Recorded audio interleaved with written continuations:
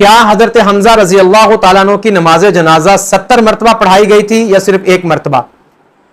حضرت حمزہ رضی اللہ تعالیٰ عنہ احد میں شہید ہوئے اور احد میں کل شہداء کی تعداد تھی 70۔ ان 70 شہداء میں سب سے پہلے جس کی نماز جنازہ ادا کی گئی وہ سید الشہداء حضرت حمزہ رضی اللہ تعالیٰ عنہ تھے۔ آپ کی نماز جنازہ ادا کرنے کے بعد میت کو وہاں سے اٹھایا نہیں گیا، دوسرے جنازے لائے جاتے اور آپ ان پر نماز جنازہ ادا کرتے۔ اب یہاں دو احتمال ہیں۔ ایک احتمال تو یہ ہے کہ آپ نے ہر آنے والے جنازے کی نیت کی اور اس کو ادا فرمایا، اور دوسرا احتمال یہ ہے کہ آپ نے ہر جنازے کی نیت کی، ساتھ حضرت حمزہ کی بھی نیت فرماتے تھے، تو یوں حضرت حمزہ کی نماز جنازہ 70 مرتبہ ہو گئی۔